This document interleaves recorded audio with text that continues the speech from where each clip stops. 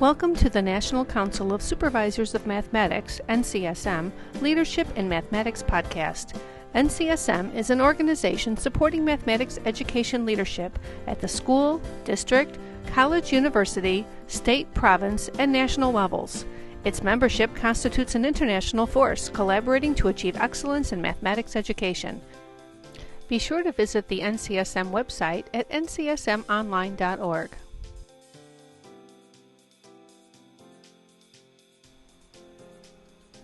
Welcome to Episode 20 in the series of podcasts recorded at the NCSM Annual Conference in Salt Lake City, Utah, April 7th through 9th, 2008. In this episode, Lucy West speaks about coaching and capacity building. Coaching is a growing strategy for improving student achievement across the country. Is it working? In many cases, not particularly well. This session raises questions and offers suggestions for utilizing coaching strategically to upgrade instruction and learning at all levels. Lucy is introduced by Eastern Region 1 Director Lori Boswell. Good afternoon. Good afternoon and welcome to this major session entitled Coaching and Capacity Building. It's my pleasure to introduce Lucy West to you this afternoon, although I'm sure that you're all here because you know of Lucy's work.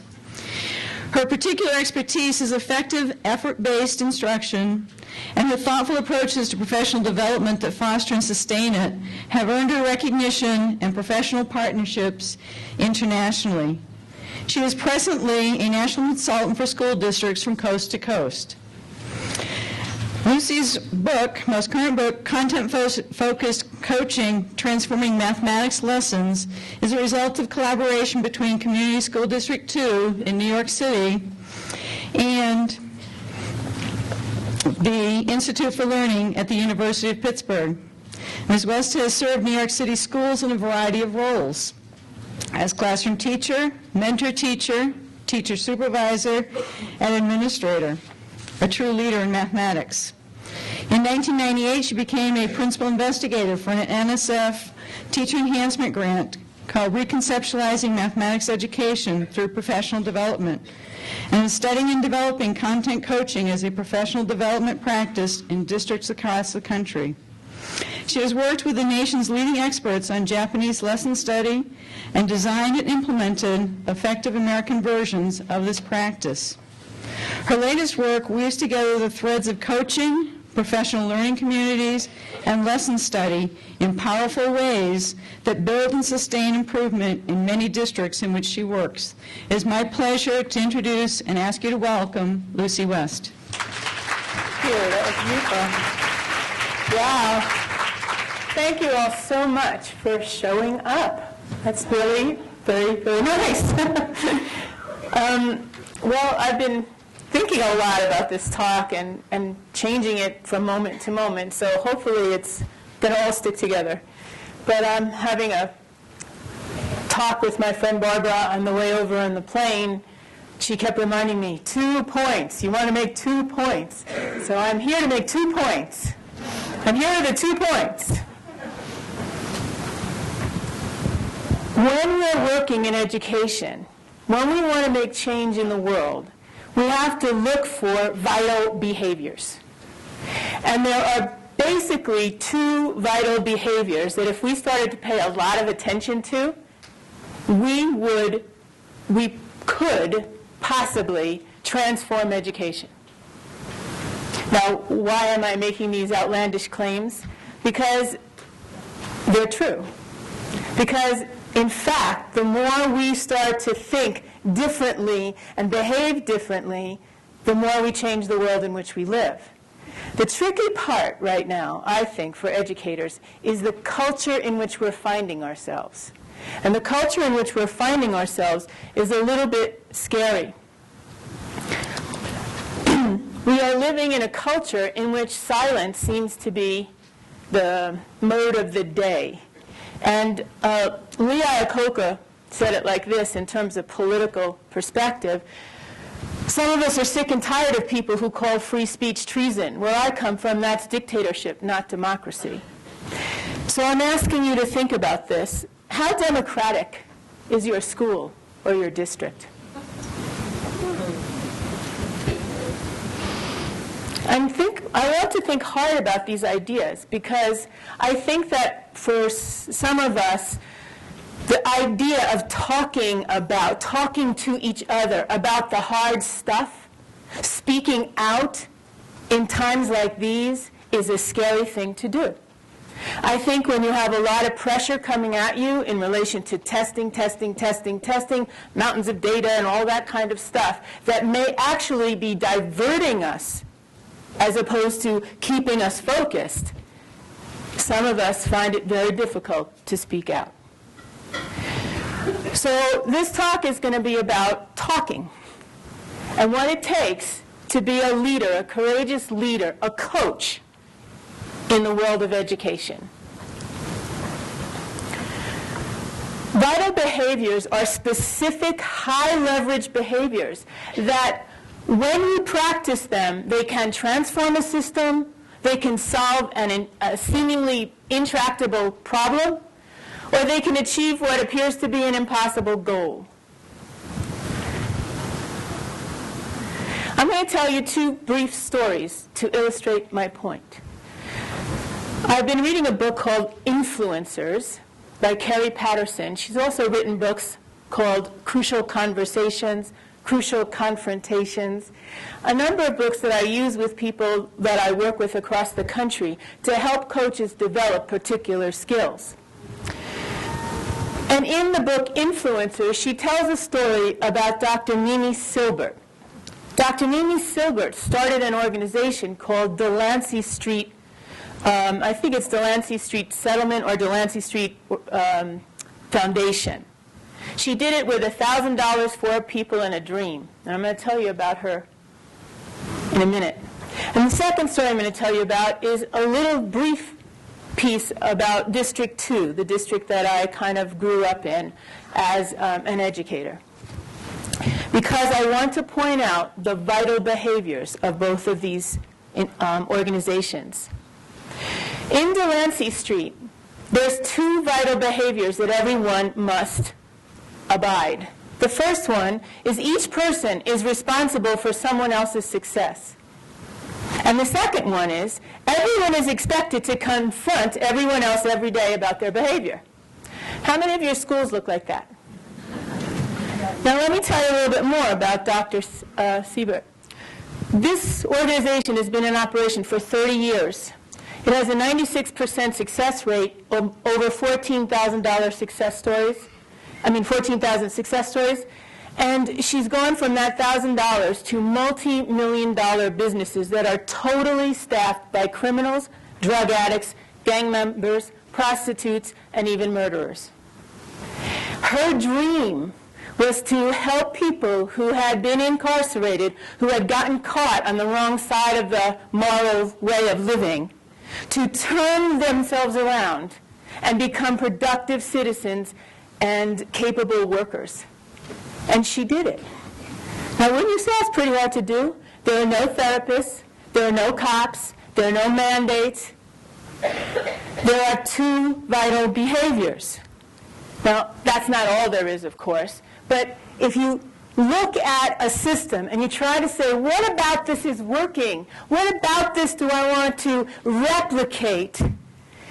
We often replicate the superficial because we miss the vital behavior. So I'm going to take us now into an education setting, a more traditional one, Community School District 2. Community School District 2 was studied by many people because they followed a particular strategy of good influencers. And the strategy they followed was looking for positive deviance. District 2 was a positive deviant. We were accomplishing things in District 2 that most districts were not yet doing. So people like Richard Elmore from Harvard, Lauren Resnick from the University of Pittsburgh, Michael Fullen, and others studied what was going on in District 2 and tried to distill the vital behaviors. Unfortunately, in some cases, what got distilled was the products or the stuff, right? The walkthroughs. How many of you are having surveillance by walkthroughs? right? That wasn't what we were doing in District 2. We had 2 vital behaviors in District 2 that I want to talk about. There may have been more, but the ones I want to talk about are, we focused almost exclusively on teaching and learning. That's all we ever talked about. Teaching and learning, teaching and learning, teaching and learning. And we talked and talked and talked and talked.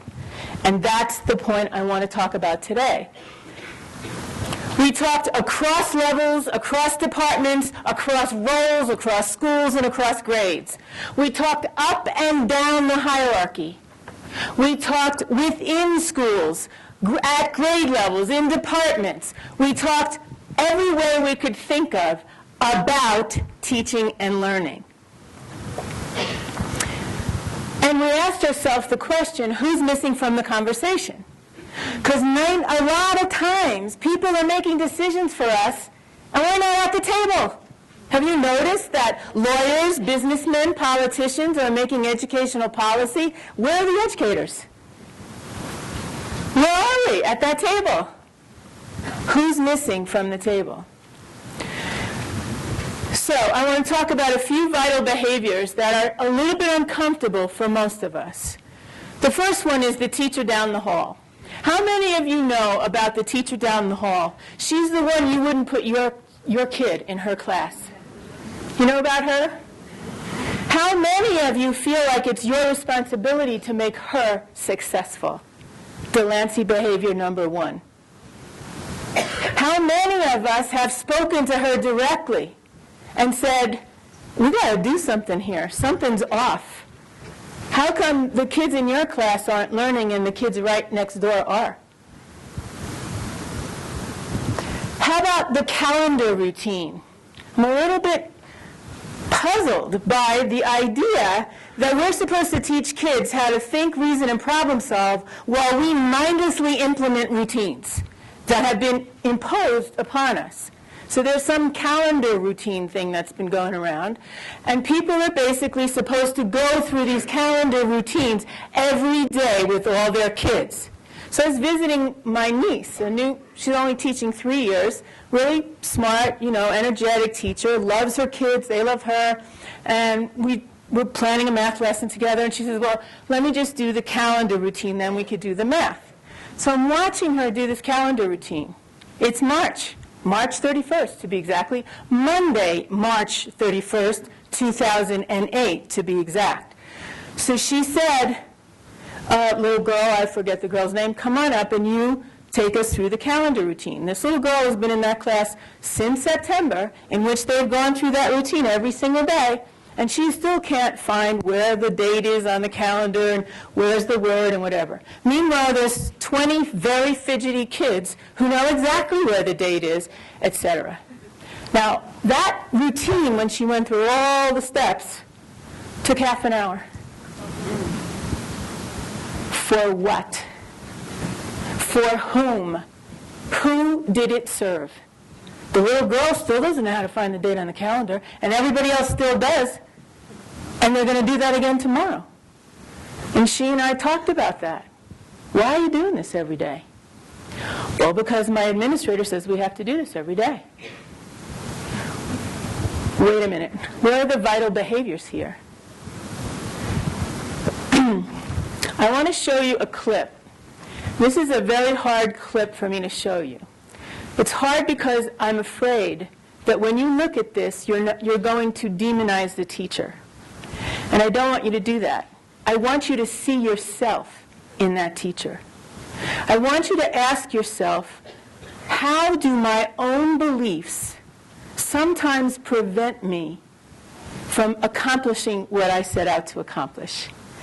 I'm going to show you a teacher who represents every one of us as she expresses her concern about kids she perceives who can't do something.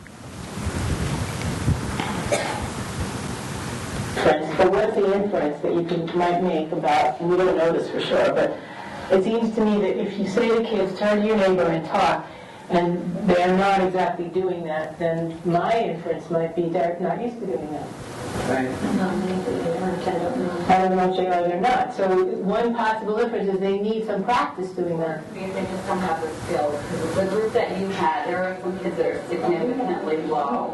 And you not knowing that, asking certain kids to contribute, they can't. Well, there wasn't one kid in that class who could not contribute. Well, they couldn't contribute necessarily what I wanted, right. But they certainly could contribute. But I mean, as far as like having dialogue with math, there are some kids that really are very limited, and that's just a work in progress, and that's. And I think that's one of the things I want to definitely talk about, because there was not one kid in that class who could not contribute. There was definitely kids in that class who needed more help contributing, and were contributing smaller ideas, let's say, or more basic ideas. So this business of what do we mean when we say they're limited or they can't contribute? Probably contributing a little bit, or what you heard from them, but it's their contribution to this point, and what we see throughout the school year is not enough to make them be successful in math. I mean, we have some kids that really, and I don't know about other schools, but we have some kids that are significantly low. I mean, besides the fact that they don't have basic skills, and that's an ongoing thing we're working on with them. There's the writing piece, the reading piece. There's one particular child in that class that's almost a non-reader. Mm-hmm. I don't want to say who he is, but it's all right. You don't have to. Well, I guess what I want to keep doing is challenging those beliefs. Okay. I want you to talk to each other for a minute. I've said some hard stuff so far. So what do you think about what I've said so far? Can you just talk to each other, and then I'll come back and continue.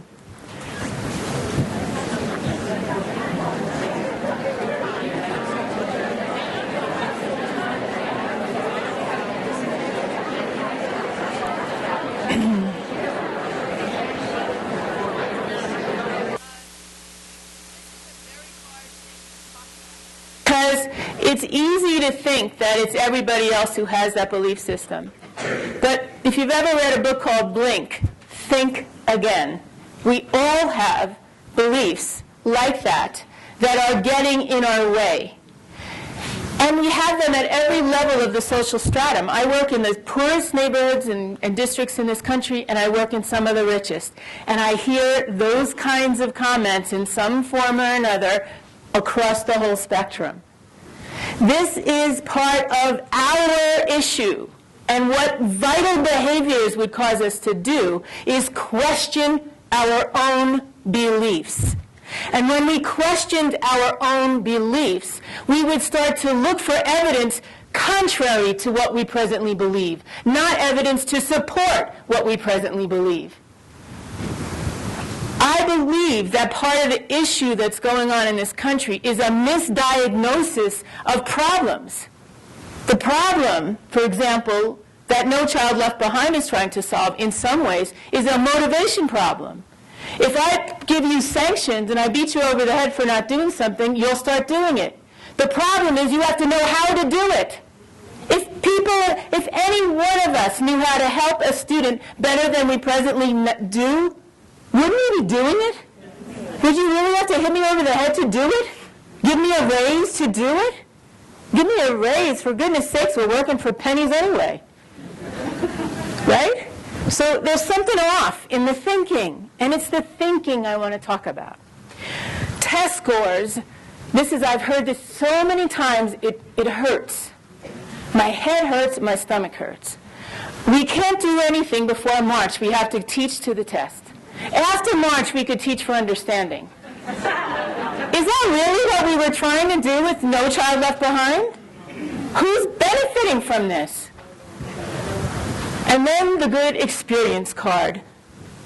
I am an experienced teacher.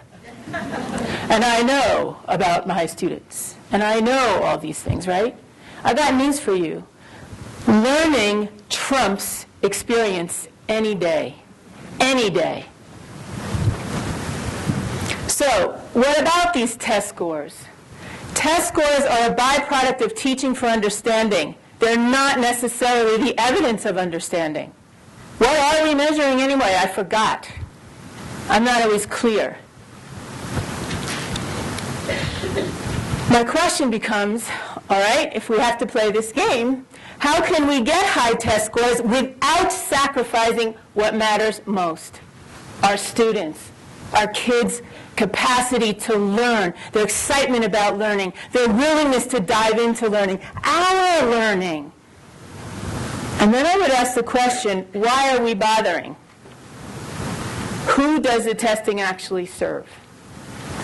So I'm saying some hard stuff. I hope you stop me in the hallways and talk to me about this, because I'd love to sit across the table from you and hear what you have to say. That's what I'm talking about in terms of vital behaviors. There are many things we're going to disagree on, but until we can get to that place where we can disagree respectfully and listen to the truth in what each other is saying, we're not going to get anywhere.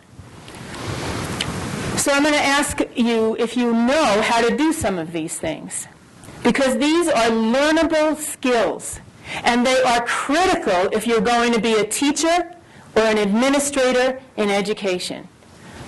I'm going to take teacher, coach, administrator, and say we are leaders. Whether we like it or not, we are affecting the lives of the people that we work with every day.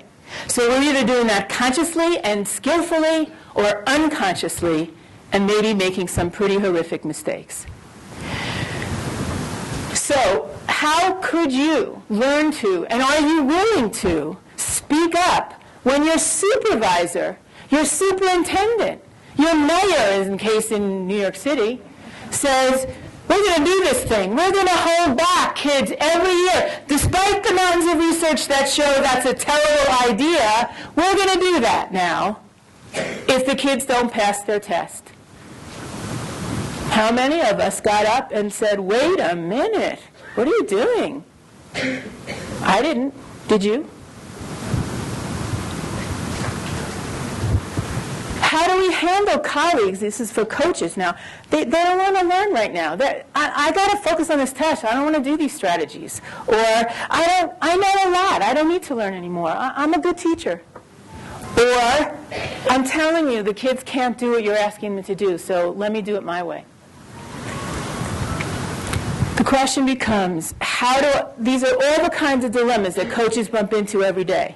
And I find it really fascinating that the math panel has said, you know, the verdict is out on coaching. Well, I'm going to tell you later why I think the verdict is out on coaching. But let me share right now what are some of the real-life questions that coaches across this country raise when I ask them, what's on your mind?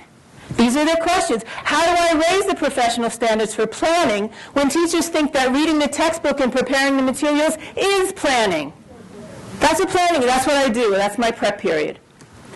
How can I get a teacher to challenge her students when she's convinced they're incapable of meeting the standard? How do I refocus the conversation in which colleagues are complaining to work on their craft? Now, I have to say something about complaining. I'd like to plant this little seed. When we complain about something, it's because we're committed to something. So if I say to you, how could people think planning is reading this book and then getting the materials together? It's because I'm committed to a different kind of planning. And if you could get underneath my complaint, we could figure out a mutual purpose and what we both valued. So complaints are not necessarily a bad thing, unless they just stay as complaints. What do you do when it's obvious that a teacher you're working with is having difficulty with the mathematics and won't admit it? Literally tells kids the wrong thing. You're sitting there and they're telling them the wrong thing. What do you do as a coach? How do you give critical feedback after a lesson observation when you're worried about how it might be received? A lot of coaches worry about that. We all want to be loved. We all want people to think that, you know, we're smart and that we like them and we want to be liked. It's hard to give critical feedback. What options do you have when the teachers you're working with don't show up, are habitually late, or tell you they don't need or want your help? The question is, where's the principal in this picture? In most districts, the principal is left completely out of the design of the coaching. So when the coaches are put into the schools, the principals haven't a clue what to do with them. And I'll show you the consequences of that in a minute. So how do you keep teachers focused on teaching and learning when administrators are pushing test scores? Here's what I think. It's time to get really clear about the purpose and mission of coaching and coaches in education. Coaches are the only people in the system who have one sole purpose, as far as I'm concerned, and that is the improvement of teaching practice in the service of student learning. Everybody else has other tasks to do. The principal may be an instructional leader if we're very lucky, but has got a lot of management and now tons of paperwork and mandate nonsense to take care of. Teachers are focused on their students. Who's focusing on improving the work of teachers so their students can learn better? Coaches. You can call them whatever you want. Teacher leaders, coaches, math specialists. Every district has different names for these people. But that person, whoever that is in your district, that's their sole purpose. In theory. In theory. So if we kept that in mind, that's a District 2 point of view, right? We're going to focus on teaching and learning, and from the coaching perspective, that's my role. Then we have to start to name the things we can do and master them. So when we work with someone else, we can name them for the other person so they can try them on, and we can get smarter about things. I'm thinking, for example, about talk, because I'm talking about talk today, right? A lot of people say we do accountable talk. Or lots of people have read the book Classroom Discussions, which I think is a wonderful book. But we have different understandings of what that means. When you get kids to turn and talk, that's level 1 of something. What are they actually saying when they turn and talk? What are you doing after they turn and talk? Which kids do you call on and why in turn and talk moves? Once you get kids to agree or disagree, what next? What level are you taking that? So there are many, many, many degrees to the talk, and we get stuck at mediocrity. Oh, we're all going to use turn and talk, so I want to see 3 turn and talks in your lesson today when I come in and observe. Okay? I don't really care when you use them or why you're using them, but we got to check them off on the list right here that you did it. That's wrong. That's not a vital behavior. Teachers and administrators are not doing this because they're evil or rebellious or bad. They're doing it because that's the level of understanding we presently have.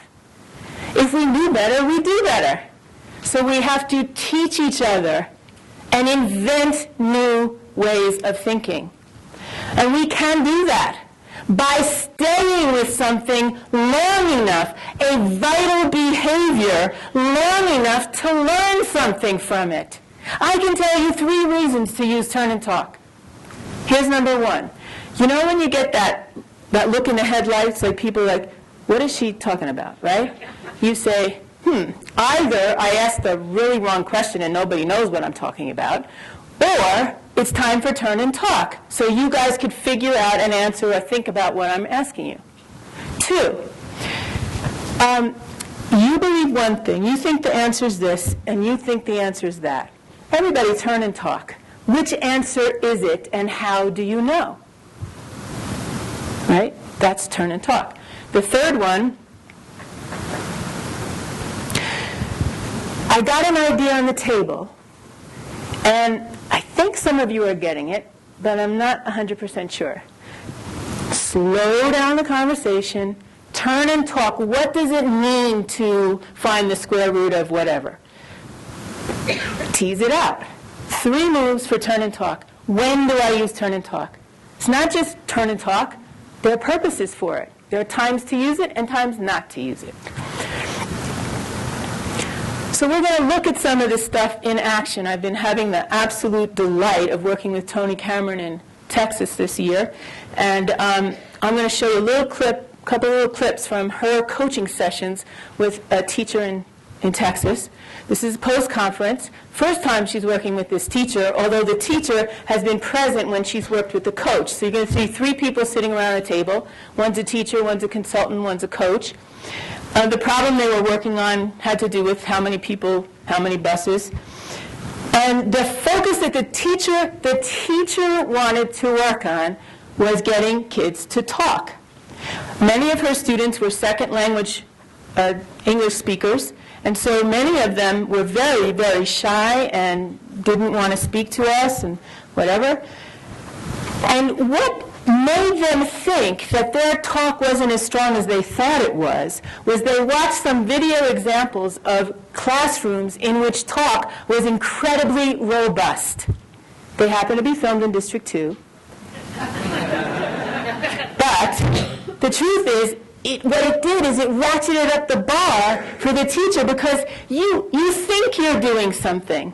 The TIM study was so clear about that. We thought we were teaching to standards, but we weren't, right? Because we didn't see the picture of what it looked like when we were teaching to standards.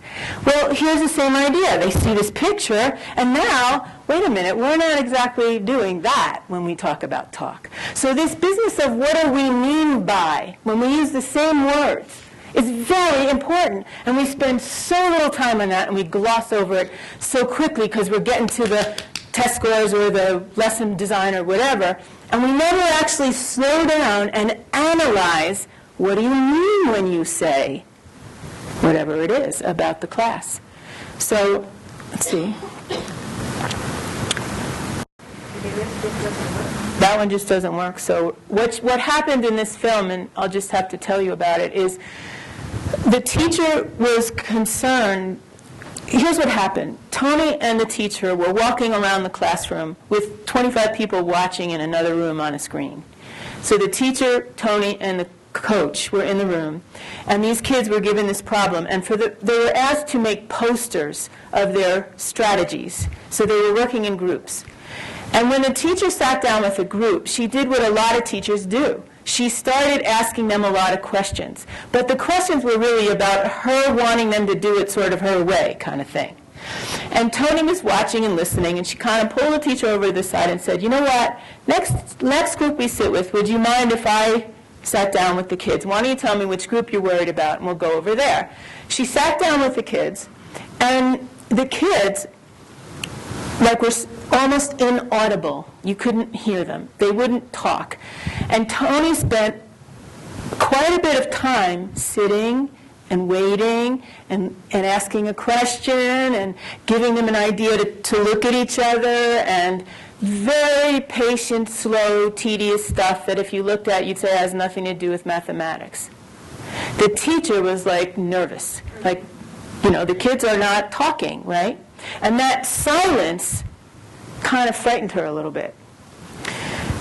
In the post-conference, this comes up.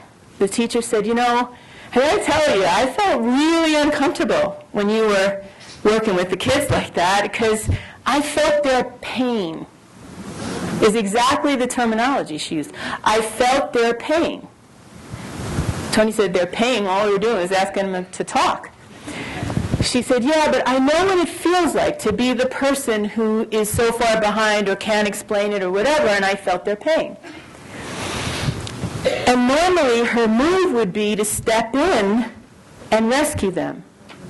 And Tony's move was not to do that. Her move was to teach them how to talk to each other. Okay, look at each other. Do you know what the assignment is? Can you tell me what the assignment is? No? Okay. Well, do you know what the assignment is? None of you know what the assignment is. So you're sitting here and you don't know what the assignment is. What should you do if you don't know what the assignment is? What do you think you should do? Ask somebody. What a great idea. So being you told me you don't know, now I'm going to tell you. And then now what did you do? Talk to each other. And she went very painstakingly and patiently through these moves.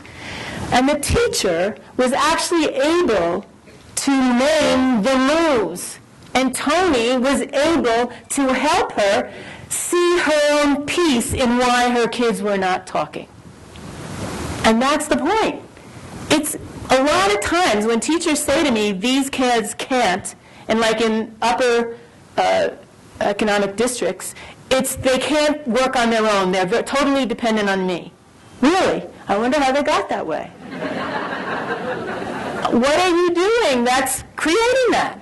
Well, they just won't do it. Well, let's think about how we can get them to do it. So we're talking about the hard things. Let's see. Now this one is, now she starts to ask her to think about things she could try on herself. And so let's see if we can get this one to work. No? Is that the same one? No, it's the second one. Oh, that's the same one? It didn't work. Okay, so I'm not going to, anyway, the point is what I just told you. So I'm going back here into this, and I'm going to set you up for the one that does seem to be working. When you watch this next video clip, I want you to ask yourself, what are the vital behaviors of the coach? And what are the vital behaviors the coach is trying to get the teacher to internalize? So this time it's going to be me coaching someone.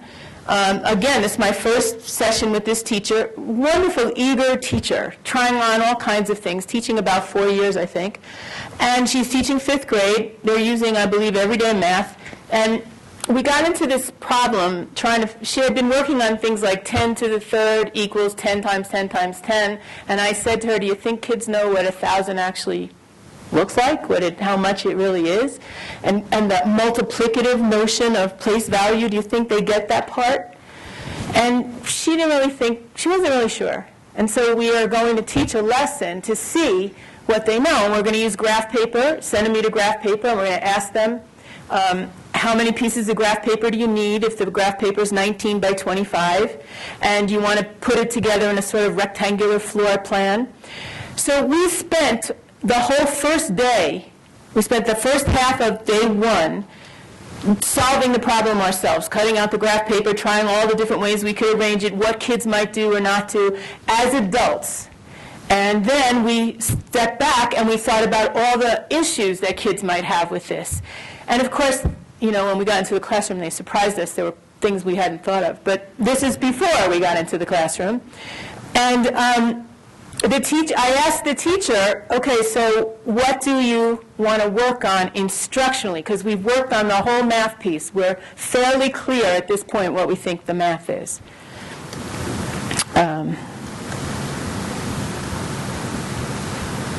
Okay, so this one I think worked. Here we go. What do you want besides not being here? Well, there are 2 things. One is with those lower, or I should say, people that need more time or that maybe need more days to work on something like this because you're not going to get it the first day. I guess differentiating for them by not watering down. Because there were times when I would, instead of doing 1,000, then I'm going to give them 100 or something, which changes the activity and it's watering it down for them. So that's my first evidence of her learning.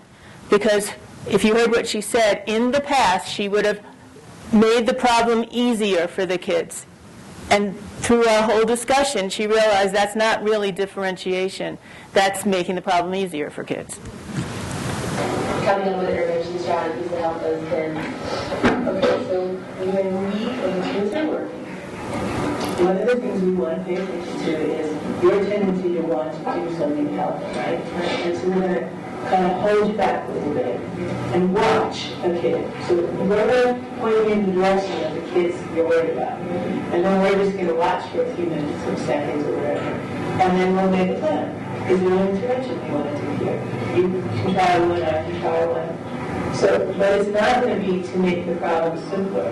It's going to be to give them entry to the problem based on how they're presently thinking. So not changing their strategy. Right. Now, it may be that they change their strategy because engaging in conversation they get an idea. But we're not going to say, why don't you try it this way? Because that's not really engaging at where the child is. So 2 steps. 1, breathe and watch a little bit longer than you might normally. And then try to find a way to engage that finds out what the child is thinking. So generally the first, you could try this, demonstrate it first, and then you could try it second. Go over to the kid and say, so, what are you doing? Tell me what you're thinking about. So I can find out what the kid is thinking about before I figure out how to help them. Okay, so that's one of the things to look at in intervention. Is there anything in the meeting help? Okay, so that's the part I wanted you to see. So take a minute. Are you noticing any vital behaviors that the coach is demonstrating? And are there any vital behaviors that she's trying to help the teacher take on, to understand?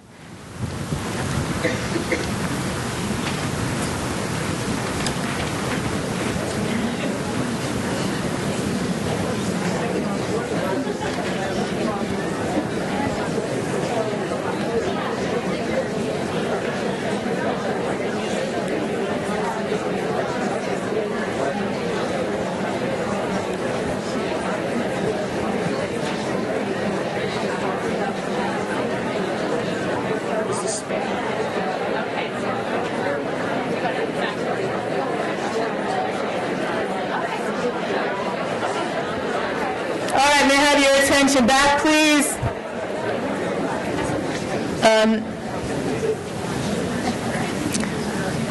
I'm going to highlight what I think some of the coaching vital behaviors are. Basically, it's talking about things that are usually undiscussable.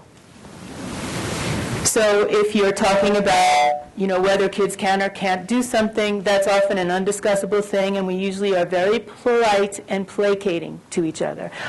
Okay, that kid can't, well, maybe I'll work with him on the side, or, we do something instead of staying in the conversation and finding a way to find out what the kid can do. Too much of our attention is paid to what kids can't do, not to what kids can do. The world is built on can do, not can't do. No champion ever focused on what they couldn't do. They focused on what they could do and got better and better and better at that thing, right? So the second thing is to get very specific. What specifically do you want to work on today? Mathematically and instructionally. Specific. And then rehearse it. Try it on. Talk it through. Rehearse it, just like an actor would rehearse, or an athlete would rehearse, or anybody else would rehearse who has to perform. Because in some level, teaching is performing. Okay. The third thing is coaches, and this is the part that a lot of people I don't think quite get yet. It's not just my conversation with teachers. It's my conversation with principals, administrators at the district level, parents in the community, even, policymakers, whoever. Many educators shy away from political moves, right? We don't want to be politically active. We're very busy doing what we believe our work and our mission is. But we live in a world that has full of sound bites, and we're getting beaten up like crazy. So I suggest that maybe we rethink some of that and find a way to have fun talking to people about the work. Also, when we talk to people, when we realize that because a person wears a title, that doesn't change them from being a human being. Sometimes they get caught in a power trip, but that's not what I'm talking about, right? They're human beings. All you have to do is talk to somebody and say, I've been doing this calendar thing every day for 117 days, or whatever number of days we were in school, and I'm noticing something. Can we talk about how to do this calendar thing in a way that actually helps the kids that aren't learning and lets the other kids get on with life? Maybe that would be something we could talk about. So I'm not fighting you on teaching kids how to read a calendar. I'm wondering if the way we're going about it is actually accomplishing what we want. We need to learn to have those conversations with our supervisors, with their supervisors. We need to learn how to bring together the people in a district across roles. How my work has shifted this year from last year is now when I work with districts, if a district calls me up, I won't go into that district unless they're willing to bring the principals into the group, the literacy specialists, the special ed people, the ELL people. I want everybody around the table. We're going to work on integrating, connecting the dots. Math doesn't live in a world all by itself. Math is part of the world. It's part of the whole group. And what are people learning from this? They're learning that when you sit down together and everybody's perspective is put into the design of a lesson, guess what happens to that lesson? It's so much better. And we learn from each other. And adults get excited again. And the culture changes. And that's what coaching is partly about. So I'm going to restate what I said a little bit earlier and bring this to a conclusion. If we diagnose the problem incorrectly, we prescribe the wrong treatment. Many things that we perceive to be motivational issues are actually skill and knowledge issues. If they're motivational issues, you will know that your application of enforcement gets you performance, then you'll know that it was a motivational issue. But if pressure is not getting you performance, it's not a motivational problem. Accountability is also a matter of knowledge, which means that enforcement has to be counterbalanced with support. The entire standards movement was originally based on two notions. Everyone could reach high standards with flexible time and differentiated support. We forgot about that picture over here and started beating everyone up to get high standards. We have to remember this part of the picture. In District 2, another vital behavior, something that Resnick and Elmore and Fullen teased out, was what's called two-way accountability. Whenever the district asked us to do something, they provided oodles and oodles of support to learn how to do it. If you didn't, then there was pressure, because there was no excuse not to have learned it. Schools get better because we learn new things, not because we follow what other people tell us to do. And that's what happens when you start to spread techniques and best practices and programs. We get the shallow, superficial implementation of those things, and then we get frustrated because we've missed the vital behavior that's underpinning those practices. So, think about coaching, and think about the math panels like, you know, the jury's still out, and let's ask ourselves why. Which of the following things that coaches do across the country, in most places that I've visited, which things are vital behaviors focused on the improvement of teaching? Bring materials and resources to teachers. Cover classes when substitutes don't show. Do lunch and bus duty. Assist administrators with paperwork. Input data from tests. Comb through mountains of data that come in at dizzying speed. Teach full or part-time. Teach for unskilled teachers. I'm not saying all these are right or wrong. I'm saying these are what people are doing. Model lessons with no common planning or debriefing time. Write new curriculum or pacing calendars for the district, ad infinitum. Monitor the implementation of district pacing calendars and use of materials, so you become the police for the district. Share tricks with teachers to help kids master test taking. Every one of these things is what people tell me they spend their time doing. Observe teachers and give them feedback. Plan lessons with teachers. Co-teach lessons. Work with small groups of students who are failing. If I said to you, my name is Tiger Woods and I'm hiring you as a coach, could you go do lunch? Could you go get my lunch? Do you think I would waste your time on doing that? So part of the problem is we're not very clear about what it is we're supposed to be doing.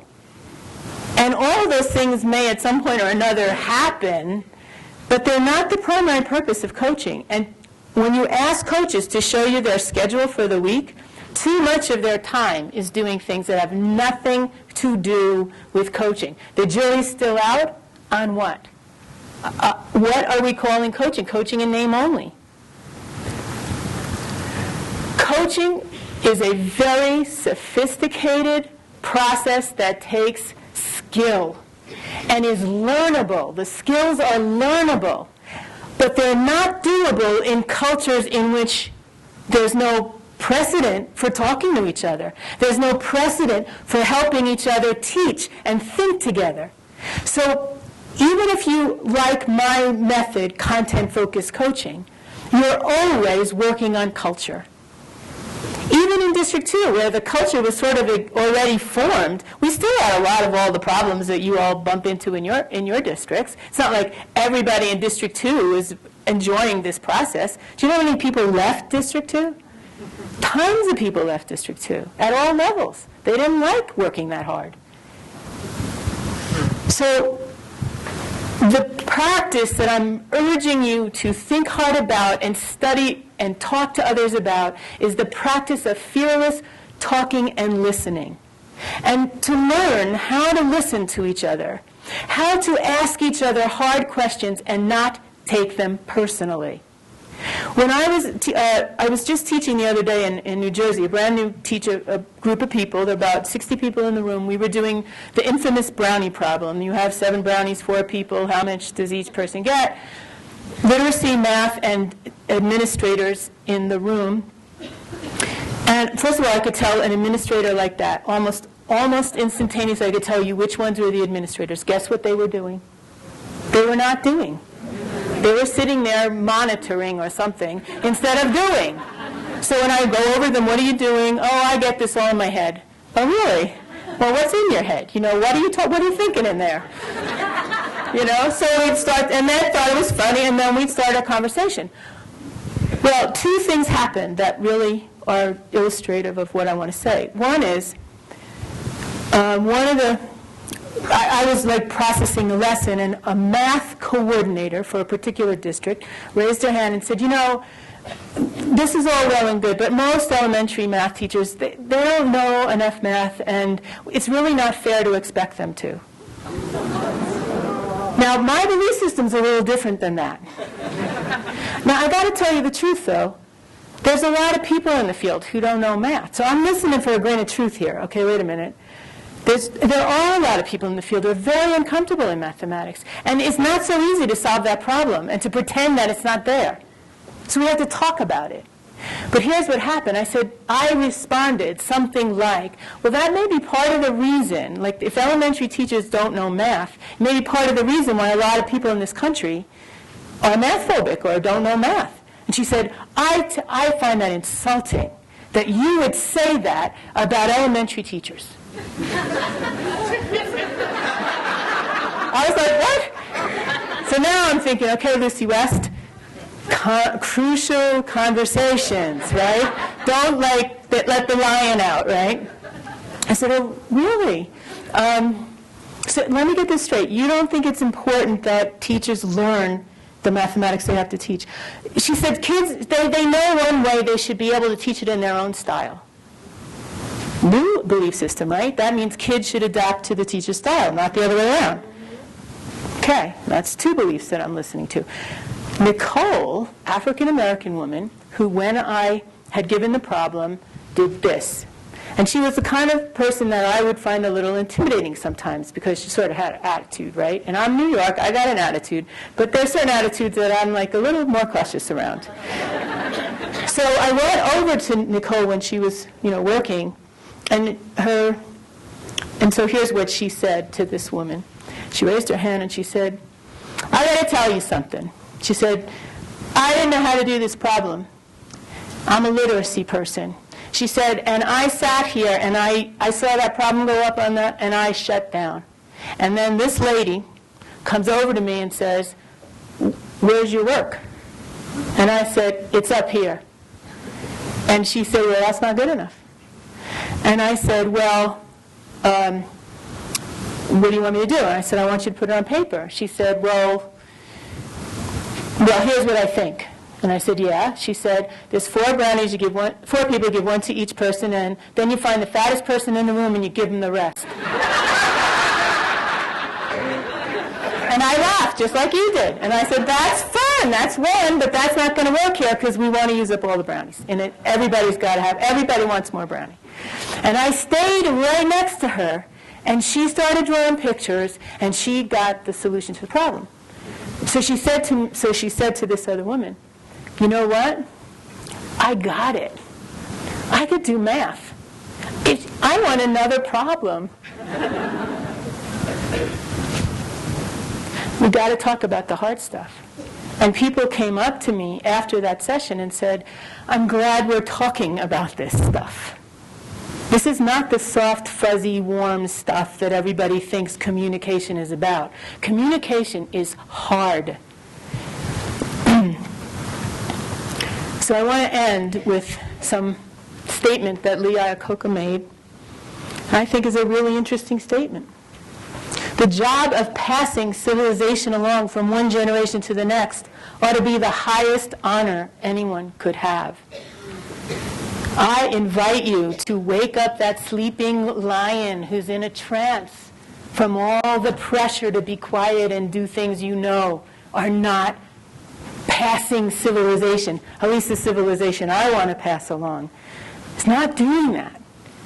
We have to wake ourselves up out of the trance, take a big yawn, and say, hello, this isn't working. And we have a way of helping each other get smarter. You may link to NCSM podcasts from your personal website, and audio files may be downloaded and played on any system for personal, non-commercial purposes, provided that, unless permission to do so is expressly stated and granted, you do not modify the podcast content nor redistribute the MP3 audio files made available as part of the podcast, nor any audio file downloaded from any portion of the NCSM website.